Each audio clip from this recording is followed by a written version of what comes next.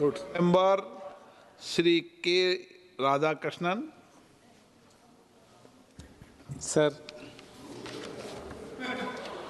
വളരെയധികം നന്ദിയുണ്ട് എന്നെ സംസാരിക്കാൻ അനുവദിച്ചത്. സർ, ഇവിടെ കൊണ്ടുവന്നിരിക്കുന്ന ഈ ബില്ലിനെ ശക്തിയായി കമ്മ്യൂണിസ്റ്റ് പാർട്ടി ഓഫ് ഇന്ത്യ മാർക്സിസ്റ്റിന് വേണ്ടി ഞാൻ എതിർക്കുകയാണ്. എന്തുകൊണ്ടാണ് എതിർക്കേണ്ടത് എന്നതിനെ സംബന്ധിച്ച് നിരവധി ബഹുമാനപ്പെട്ട അംഗങ്ങൾ ഇവിടെ ചൂണ്ടിക്കാണിക്കേണ്ടതായി. ഇവിടെ സൂചിപ്പിച്ച പോലെ 2004 അധികാരത്തിൽ വന്ന UPA ഗവൺമെൻറ് 2005 ദേശീയ ഗ്രാമീണ തൊഴിലുറപ്പ് നിയമം കൊണ്ടുവരാൻ വേണ്ടി തയ്യാറായത്. അന്ന് ഇടതുപക്ഷത്തിൻ്റെ കൂടി പിന്തുണയുണ്ടായിരുന്നു. മഹാനായ രാഷ്ട്രപിതാവ് മഹാത്മജിയുടെ നാമധേയത്തിലാണ് ഈ നിയമം നമ്മുടെ രാജ്യത്ത് കൊണ്ടുവന്നത്.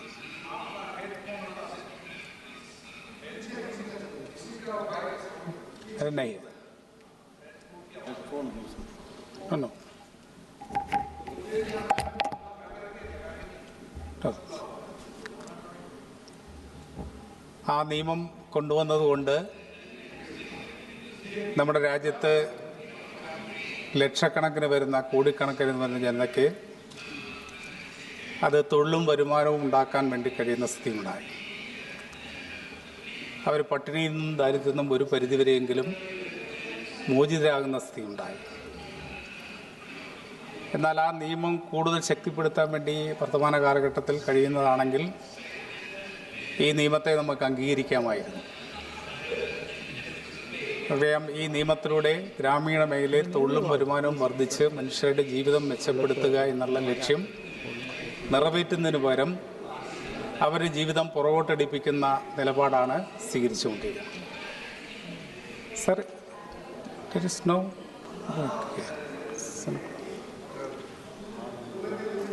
स्पीक. yes. बोले आप, आपका जो हेडफोन है ना, इसका क्लिप हटा दीजिए.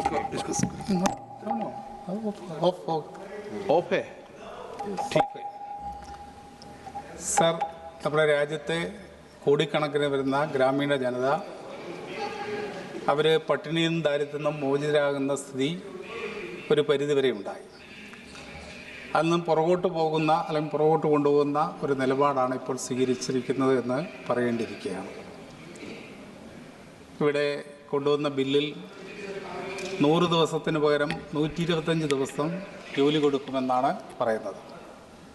പക്ഷേ ആ 125 ദിവസമായി വർദ്ധിപ്പിക്കുന്നത് നല്ല കാര്യം തന്നെയാണ്. ആ നല്ല കാര്യം ചെയ്യുന്നതിന് ഗവൺമെൻറ്റിനെ സപ്പോർട്ട് ചെയ്യാമായിരുന്നു. എന്നാൽ 125 ദിവസം എന്ന് പറയുന്നതോടൊപ്പം തന്നെ അതിൻ്റെ അടിയിൽ ഒരു ചതി ഒളിഞ്ഞിരിക്കുകയാണ്. അതാണ് സംസ്ഥാനവും കേന്ദ്രവും അതിൻ്റെ കൂലി പങ്കുവയ്ക്കണം എന്നുള്ള കാര്യം. 60% സംസ്ഥാനവും 60% കേന്ദ്രവും 60% സംസ്ഥാനം. അങ്ങനെ വരുമ്പോൾ സംസ്ഥാന ഗവൺമെൻറ്റിൻ്റെ മേൽ കൂടുതൽ ഭാരം അടിച്ചേൽപ്പിക്കുകയാണ്. ബഹുമാനായ കേന്ദ്ര ഗ്രാമവികസന വകുപ്പ് മന്ത്രി ഇവിടെ നേരത്തെ സൂചിപ്പിച്ച പോലെ മധ്യപ്രദേശിലെ ബഹുമാനായ മുഖ്യമന്ത്രിയായിരുന്നു. ഓരോ സംസ്ഥാനത്തിൻ്റെയും ബാധ്യതയും ഭാരവും എന്താണെന്ന് നല്ലപോലെ അനുഭവിച്ചറിഞ്ഞ ഒരു വ്യക്തിയാണ് സംസ്ഥാനങ്ങളുടെ തലയിൽ കൂടുതൽ ഭാരം അടിച്ചേൽപ്പിക്കാൻ വേണ്ടി ശ്രമിക്കുന്നത്. അത് ഈ ദേശീയ ഗ്രാമീണ തൊഴിലുറപ്പ് പദ്ധതിയെ തന്നെ പാടെ തകർക്കുന്ന ഒരു നിലപാടായിരിക്കും. സാർ, കേരളത്തിൽ ഈ പദ്ധതി ഏറ്റവും ഭംഗിയായി നടത്തിയ ഒരു സംസ്ഥാനമാണ്. കേരളത്തിൽ ദേശീയ ഗ്രാമീണ തൊഴിലുറപ്പ് പദ്ധതി നടപ്പിലാക്കുന്നതിൽ മിക്കവാറും എല്ലാ രംഗത്തും 1ാം സ്ഥാനത്തെത്തിയിട്ടുണ്ട്. ആ 1ാം സ്ഥാനത്ത് എത്തി എന്ന് മാത്രമല്ല, കേരളത്തിലെ ഈ തൊഴിൽ രംഗത്ത് പണിയെടുക്കുന്ന ആളുകൾക്ക് വേണ്ടി പ്രത്യേകമായിട്ടുള്ള ക്ഷേമ പദ്ധതികൾ നടപ്പിലാക്കിയിട്ടുണ്ട്. ഇത് ഗ്രാമീണ മേഖലയിൽ മാത്രമല്ല, നഗരമേഖലയിലും മഹാനായ അയ്യങ്കാളിയുടെ നാമധേയത്തിൽ നഗരപ്രദേശങ്ങളിലും ഈ തൊഴിലുറപ്പ് പദ്ധതി നടപ്പിലാക്കി. ആ തൊഴിലാളികൾക്ക് ക്ഷേമ പദ്ധതി നടപ്പിലാക്കിയിട്ടുണ്ട്. അതെല്ലാം കേരളത്തിലെ ജനങ്ങളുടെ ജീവിതം കൂടുതൽ മെച്ചപ്പെട്ടു എന്നതിൻ്റെ ഏറ്റവും വലിയ തെളിവാണ്. നമുക്കറിയാം, വേൾഡ് പോവർട്ടി ഇൻഡെക്സിൽ നമ്മുടെ രാജ്യത്തിൻ്റെ സ്ഥിതി എന്ന് പറയുന്നത് 105ാം സ്ഥാനമാണ്. ഏറ്റവും കൂടുതൽ ദരിദ്രർ ജീവിക്കുന്ന ഒരു നാടായ നമ്മുടെ ഇന്ത്യ രാജ്യത്താണ് ഒരു സംസ്ഥാനം കഴിഞ്ഞ നവംബർ 1 ദരിദ്രരില്ലാത്ത അല്ലെങ്കിൽ അതിദാരിദ്ര്യമില്ലാത്ത സംസ്ഥാനമായിട്ട് മാറാൻ വേണ്ടി കഴിഞ്ഞു എന്നുള്ളത് ഏറ്റവും അഭിമാനകരമായിട്ടുള്ള കാര്യമാണ്. അപ്പോൾ അതിദരിദ്രരെ അവരുടെ അതിദാരിദ്ര്യം മാറ്റുന്നതിന് വേണ്ടി കൂടി നമുക്ക് ഈ പദ്ധതിയെ ഫലപ്രദമായിട്ട് ഉപയോഗിക്കാൻ വേണ്ടി കഴിയുന്നതാണ്. അതിന് പകരം ഈ പദ്ധതിയെ തകർക്കുക. നേരത്തെ ഇവിടെ ബഹുമാനായ അംഗങ്ങൾ ചൂണ്ടിക്കാണിച്ച പോലെ ഈ പദ്ധതി തകർക്കുന്നതിൻ്റെ പിന്നിൽ പ്രധാനപ്പെട്ട ലക്ഷ്യം നമ്മുടെ മഹാനായ രാഷ്ട്രപിതാവിൻ്റെ നാമധേയം ഈ പദ്ധതിയിൽ നിന്ന് മാറ്റുക എന്നുള്ളതാണ്.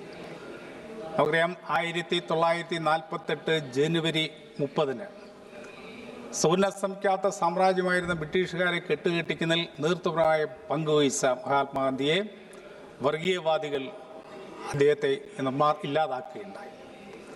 ആ ഇല്ലാതാക്കിയ ശക്തികൾ ഇപ്പോൾ അദ്ദേഹത്തിൻ്റെ നാമധേയം പോലും ഇല്ലാതാക്കാൻ വേണ്ടിയുള്ള ഇടപെടലാണ് ഈ നിയമത്തിലൂടെ നടത്താൻ വേണ്ടി ശ്രമിക്കുന്നത്. സാർ, ശ്രീരാമിൻ്റെ നാമധേയത്തിലാണ് ഗാന്ധിയെ ഇല്ലാതാക്കാൻ വേണ്ടി പ്രശ്നം.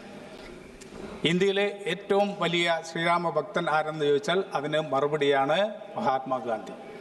ആ മഹാത്മാഗാന്ധിയെ ഇല്ലാതാക്കാൻ വേണ്ടി ശ്രീരാമൻ്റെ പേര് പറഞ്ഞുകൊണ്ടുള്ള ഈ നിയമം പൂർണ്ണമായിട്ടും പിൻവലിച്ചുകൊണ്ട് നമ്മുടെ ഇന്ത്യയിലെ ദരിദ്രനാരായണന്മാർക്ക് കൂടുതൽ മെച്ചപ്പെടുന്നൊരവസ്ഥയിലേക്ക് കൊണ്ടുപോകാൻ വേണ്ടിയുള്ള സമഗ്രമായ നിയമം ഉണ്ടാക്കുകയാണെങ്കിൽ അതിനെ സപ്പോർട്ട് ചെയ്യാൻ വേണ്ടി ഇടതുപക്ഷം തയ്യാറാണ്. പക്ഷേ ഇത് പൂർണ്ണമായിട്ടും ജനങ്ങളെ ദ്രോഹിക്കുന്ന നിയമമാണ് എന്നുള്ളതുകൊണ്ട് ഇതിനെ ശക്തമായി എതിർക്കുക എന്നുള്ളതാണ് ഞങ്ങളുടെ കടമ. ഈ നിയമത്തെ എതിർത്തുകൊണ്ട് ഞാൻ എൻ്റെ വാക്കുകൾ നിർത്തുന്നു.